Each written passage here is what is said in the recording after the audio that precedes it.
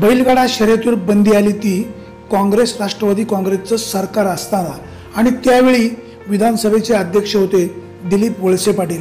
जुन्नरचे शिवसेनेचे आमदार शरददादा सोनवणे यांनी ओझर या ठिकाणी कार्यकर्त्यांच्या मेळाव्यामध्ये राष्ट्रवादी काँग्रेस आणि दिलीप वळसे पाटील यांच्यावर बैलगाडा संदर्भामध्ये आरोप केला होता।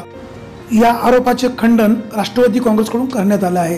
राष्ट्रवादी काँग्रेसचे सोशल मीडिया अध्यक्ष विजय कुऱ्हाडे या संदर्भामध्ये काय म्हणतात ऐकूयात। ब्युरो रिपोर्ट, विघ्नर टाइम्स। तीन प्रश्न प्रामुख्याने गाजले। एक म्हणजे पुणे नाशिक रेल्वे असेल, पुणे नाशिक हायवेचं महामार्गाचं काम असेल, आणि तुम्हाला सर्वांचा जिव्हाळ्याचा जो विषय आहे तो म्हणजे बैलगाडा शर्यत, ज्याच्यावरती बंदी या मागच्या कालखंडामध्ये आलेली आहे। नेमकं बैलगाडा शर्यतीचं राजकारण विद्यमान खासदारांनी कशा प्रकारे केलं आणि या मूळ तीन प्रश्नांवरती राजकारण करत असताना तुम्हाला सर्वांची सहानुभूती मिळवून खोटी आश्वासनं देऊन कशा प्रकारे फसवणूक काय प्रमाणात झालेली आहे त्याची उहापोह करणं अत्यंत गरजेचं आहे।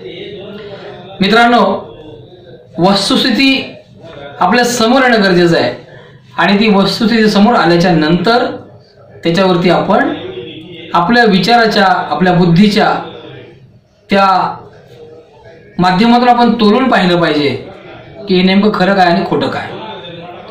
वास्तविकमध्ये पाहिलं तर आपण 2012 मध्ये या आघाडी सरकार या राज्यामध्ये काम करत होतं आणि त्या कालखंडामध्ये काही प्राणी कल्याण कायदा समिती जी आहे त्या समितीनं बैलगाडा शर्यतीवर बंदी का आणू नये अशा स्वरूपाचा पत्रव्यवहार सरकारला केला। सरकारनं त्या पत्राची दखल घेतली आणि त्याला काही कायदेशीर आधार असल्यामुळं आणि लॉफुली त्याला कुठेतरी बेस आहे, एक कायदेशीर आधार आहे आणि त्या आधाराच्या वरती शासनानं बैलगाडा शर्यत बंदीचा अध्यादेश काढला, तो काढावा लागला। कारण शेवटी सरकार चालतं, शासन चालतं, ते कायद्याच्या आधारावर चालतं आणि आपली कायदे मंडळ जे कायदे तयार करतं त्या कायद्याच्या आधारावरती ते सगळे निर्णय होत असतात।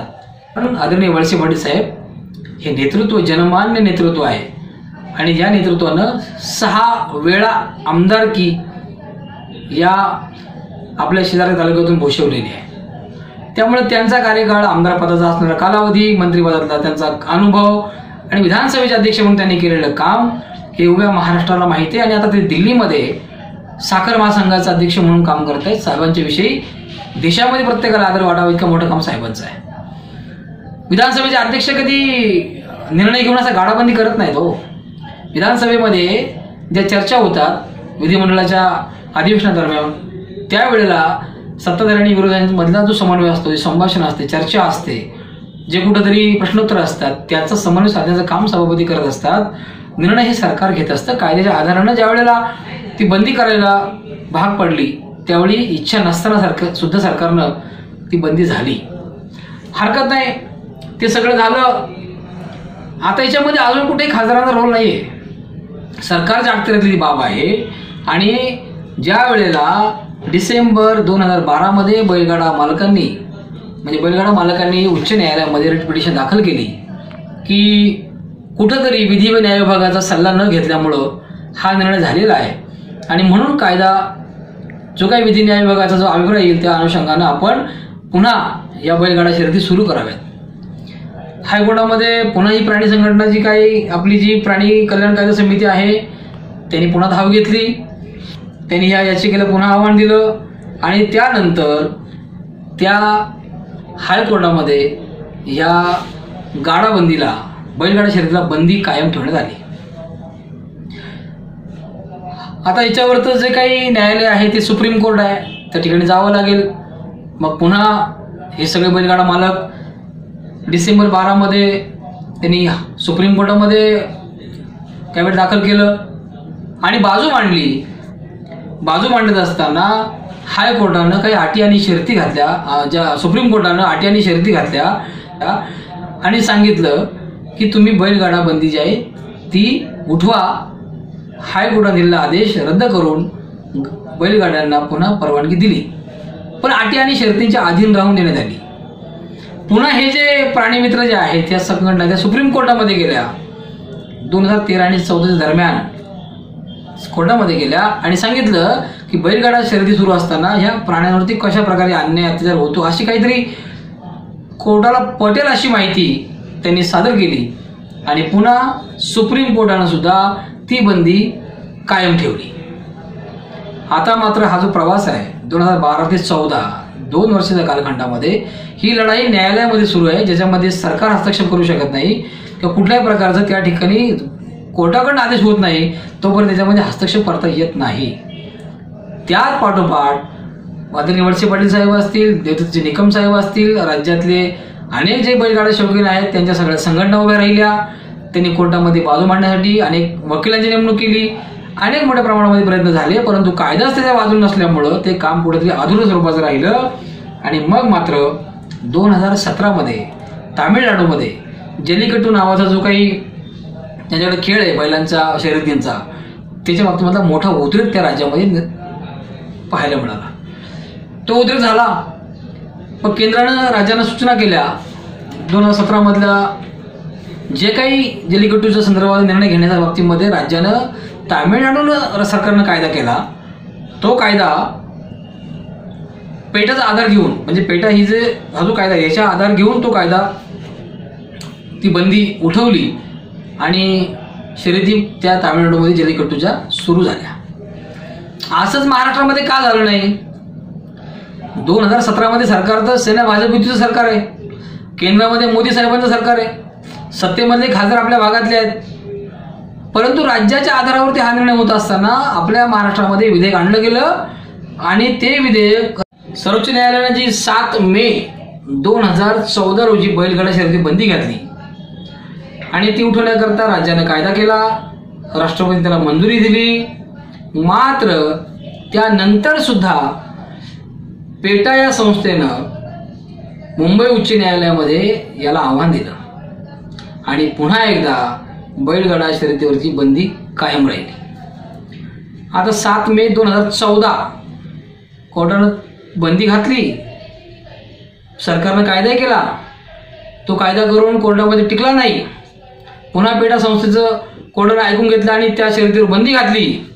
त्यानंतर याला एकमेव रामबाण उपाय जो होता तो असा होता की त्यावर केंद्राचा कायदा हाच एकमेव रामबाण उपाय आहे, तोच उपाय उरलेला आहे. मात्र केंद्र तो कायदा आणण्यास तयार नाही असं मी नाही म्हणत आहे. असं शासनाचं आदरणीय सन्माननीय खासदार साहेबांनी ज्यावेळेला ते विधेयक आणण्याच्या करता प्रयत्न केले त्यावेळेचं नोटिफिकेशन म्हणत आहे. आता ह्या सगळ्या बाबतीमध्ये केंद्रच तयार नाहीये, सरकारच तयार नाहीये, मोदी सरकारच तयार नाहीये. आदरणीय खासदारांनी प्रयत्न केल्यासारखं दाखवले असेल, प्रयत्न केले असतील, मग या बैलगाडा शर्यतीची बंदी उठवण्याची जबाबदारी कोणाची? ही शर्यत जर सुरू झाली असती तर सरकारच्या प्रयत्नानं सुरू झाली असती, सरकारच्या कायद्यानं सुरू झाली असती. सरकारनं जर कायदा केला असता तामिळनाडूच्या धर्तीवरती त्या ठिकाणी कुठेतरी अशा प्रकारचं प्रोटेक्शन मिळालं असतं.